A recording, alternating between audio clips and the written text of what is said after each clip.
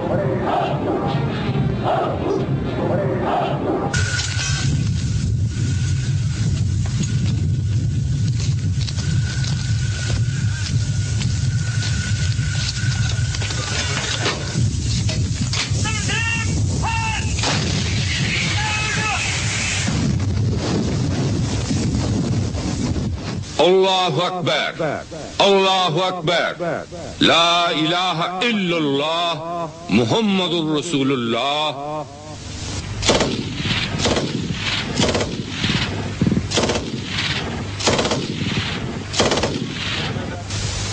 مشق ہی ایک ایسا ذریعہ ہے جس سے انسان کا عمل کامل ہوتا ہے.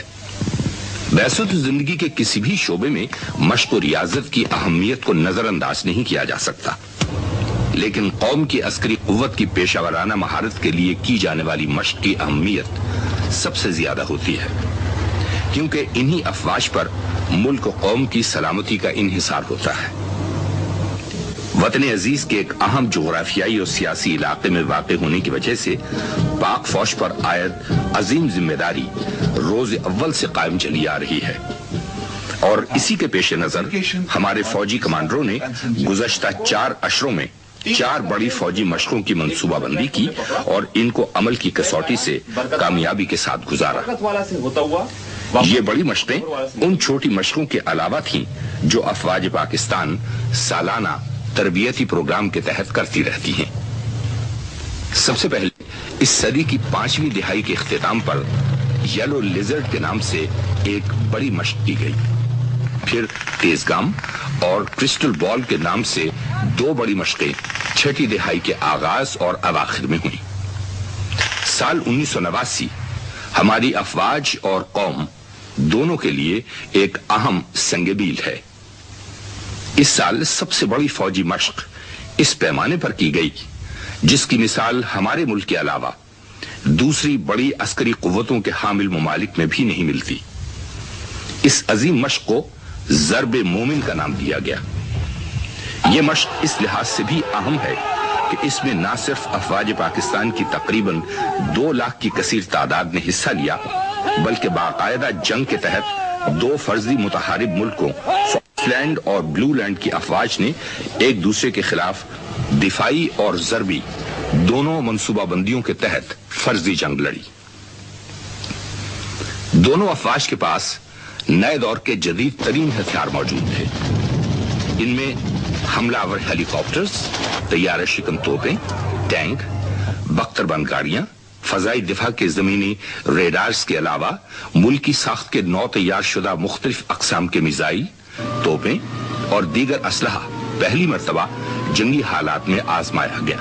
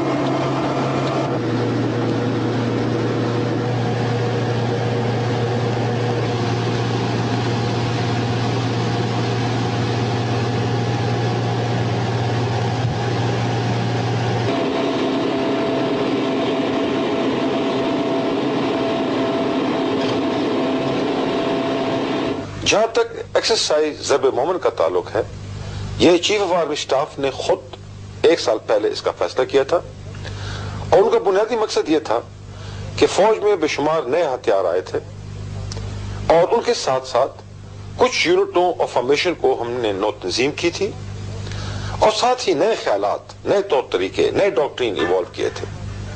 تو چیف آف آرمی سٹاف کا یہ خیال تھا کہ ان نئے طور طریقوں کو، نئے ہتھیاروں کو، نئے نیو تنظیم کو ٹیسٹ کیا جائے، اور اس کے لیے ایک بڑی فوج کے لیول کی ایکسرسائز کی جائے، جس کے لیے ہم نے تقریباً 1 سال تک سٹڈیز کی، اور وہ تمام نئے خیالات، تمام نئے ڈاکٹرینز کو ہم نے پالش کیا۔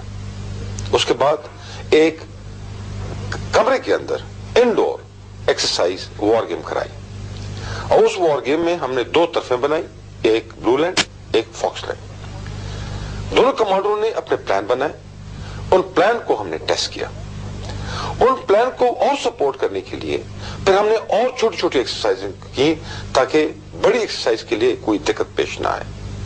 یہ تمام کچھ کرنے کے بعد یہ فیصلہ ہوا کہ اب ہم تیار ہیں، اور یہ ایکسرسائز جوانوں کے ساتھ میدان میں کی جا سکتی ہے۔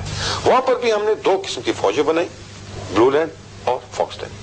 ہم نے فاکس لینڈ کو ایک کور کو فاکس لینڈ کے طور پہ لگایا، جس کو نقشے پہ سرخ طریقے سے دکھایا گیا ہے، اور بلو لینڈ کو بلو رنگ میں دکھایا گیا ہے۔ ان دونوں فوجوں میں بنیادی طور پر جو ان کی آرگنائزیشن تھی، تنظیم تھی، وہ پاکستان فوج کی تھی، جس کی وجہ سے ہم نے اپنے خیالات، اپنے طور طریقے، جنگی چالیں جو دفاع کی تھیں ہم نے فاکس لینڈ سے حاصل کی، اور جو کہ حملے والی تھی وہ ہم نے بلو لینڈ سے حاصل کی۔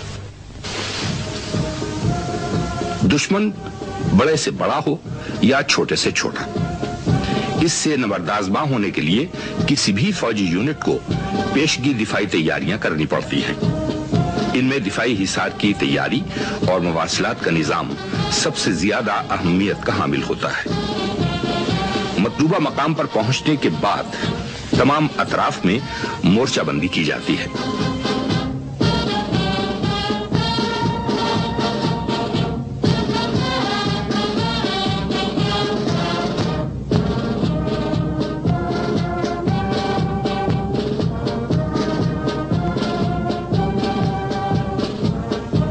اس میں بارودی سرنگوں کی تنصیب، ٹینکوں کی پیش قدمی روکنے کے لیے خندقوں کی کھدائی، اور مورچوں میں کمانڈ پوسٹ کا قیام شامل ہے۔